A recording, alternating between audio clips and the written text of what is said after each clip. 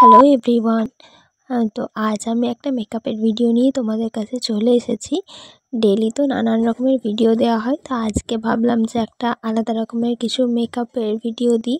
তো শীতকালীন মেকআপের একটা ভিডিও দিলাম, যে শীতকালে তো আমাদের স্কিনটা অনেকটা ড্রাই আর ডাল হয়ে যায়। তো সেই অনুপাতে তোমরা কেমনভাবে একটা পার্টি মেকআপ বা নিজেকে কেমনভাবে প্যাম্পার করে একটা মেকআপ করতে পারবে, সেরকমই একটা আজকে তোমাদের সাথে মেকআপ লুক শেয়ার করলাম। তো তোমরা কিন্তু অবশ্যই জানিও যে কেমন হয়েছে, আর প্রথম থেকে শেষ পর্যন্ত কিন্তু মেকআপটা পুরোটা ভিডিওটা দেখে নিও। আর আমাকে আজকের লুকে কেমন লাগছে অবশ্যই জানিও, আর ভিডিওটা কেমন হয়েছে তাও কিন্তু অবশ্যই জানিও। তো চলো শুরু করা যাক। তো যেহেতু শীতকাল, সেজন্য আমাদের সবাইকে একটা ময়শ্চারাইজার এমন ব্যবহার করতে হবে যেটা কিনা অয়েলি। শীতকালে তো আমাদের স্কিনটা খুবই ড্রাই হয়ে যায় এবং ডাল হয়ে যায়, সবাই তো জানো।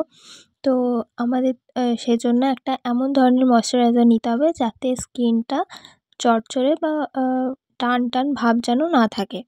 তো এখানে আমি নিভিয়ার যে সফট ময়শ্চারাইজারটা আছে সেটাই আমি ইউজ করেছি। এটা কিন্তু খুব ভালো একটা ময়শ্চারাইজার। তারপর আমি ইনসাইটের প্রাইমারটা ইউজ করেছি। তোমরা এটা কিন্তু স্কিপ একদমই করবে না। যতই শীতকাল হোক, প্রাইমার কিন্তু মাস্ট।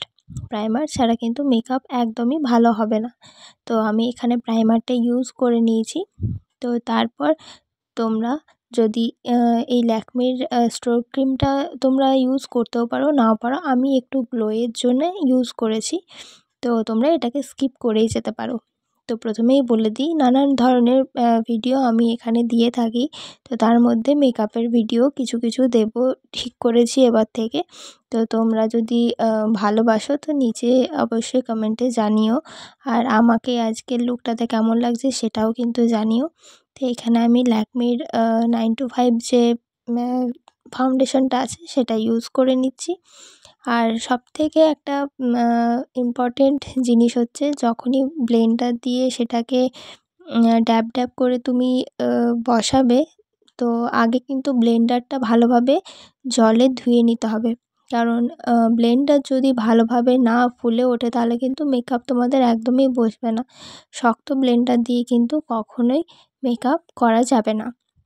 তো সেজন্য আগে ব্লেন্ডারটা ভালোভাবে জলে কিন্তু ধুয়ে নিয়ে আসবে।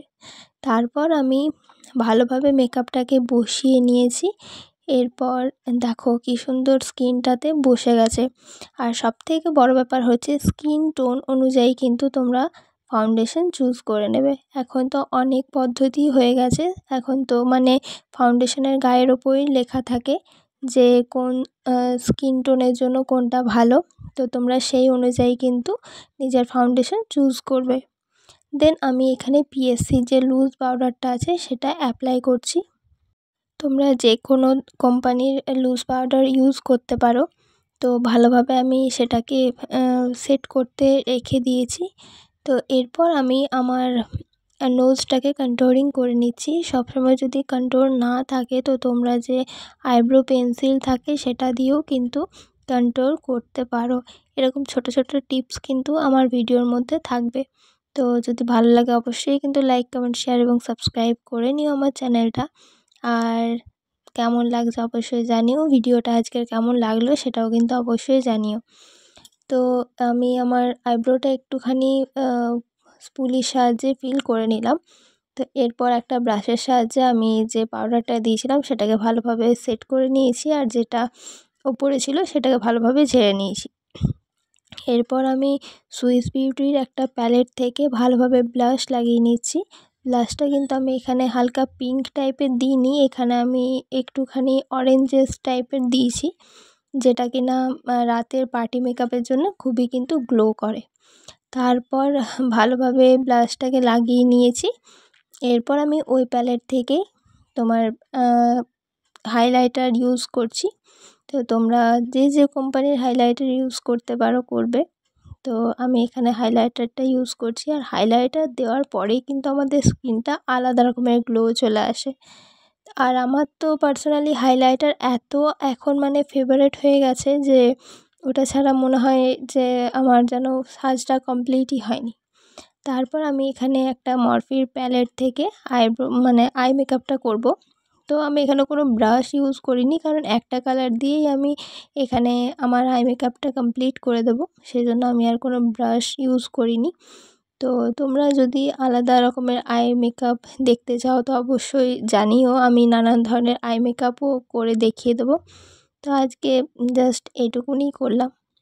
তো খুব তাড়াহুড়োর মধ্যে যদি তোমাদের থাকে যে আই মেকআপটা করতে হবে, খুব তাড়াহুড়ো আছে, তো এরকমভাবে তোমরা একটা শেড নিয়ে কোনো রকমভাবে চোখের মধ্যে লাগিয়ে একটু ভালোভাবে আঙুল দিয়ে ব্লেন্ড করে নিলেই কিন্তু আমাদের আই মেকআপ কমপ্লিট হয়ে যায়, কোনো ব্রাশের কিন্তু দরকার হয় না।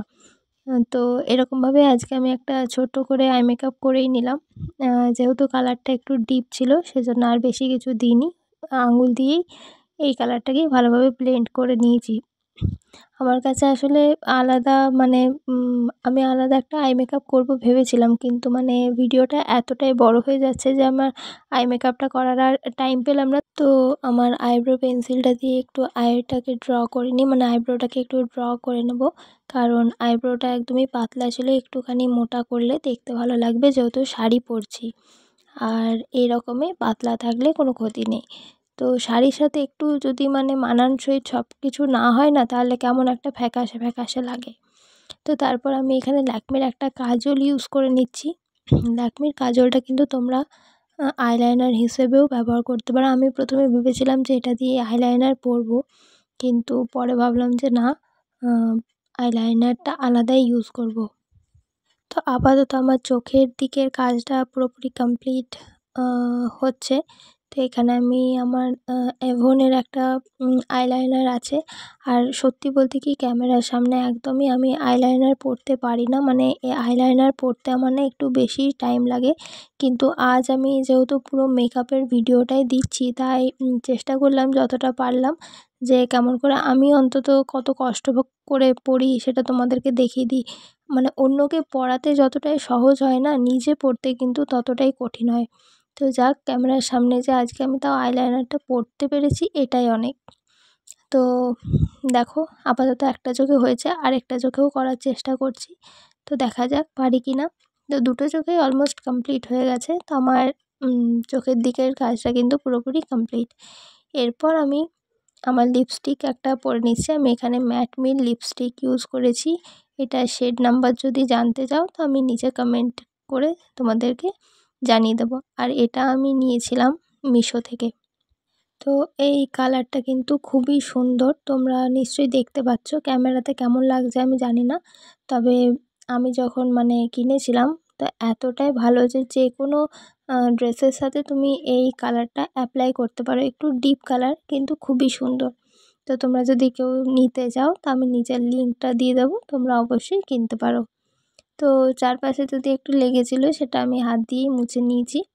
তো আপাতত আমার মেকআপটা অলমোস্ট ডান। এবার চলো ফাইনাল লুকটা তোমাদের সাথে দেখিয়ে দিই। তো এই যে হচ্ছে আমার ফাইনাল লুক। একটু হালকা করেই চুলটা ছেড়ে নিয়েছি, কারণ আর চুলের কোনো স্টাইল করিনি। আর তো দেখো কেমন লাগছে বলো, অবশ্যই জানিও যে কেমন লাগছে। যদি তোমরা আরও নতুন নতুন মেকআপের ভিডিও দেখতে চাও তাহলে অবশ্যই কিন্তু জানাতে ভুলো না, আমি নতুন নতুন মেকআপের ভিডিও আরও দেবো। তো একটা শুধু টিপ পরলেই কিন্তু আমার সাজটা পুরোপুরি কমপ্লিট হয়ে যাবে। তো টিপটাও আমি পরে চলে এসেছি, আর এটা ছিল আমার ফাইনাল লুক।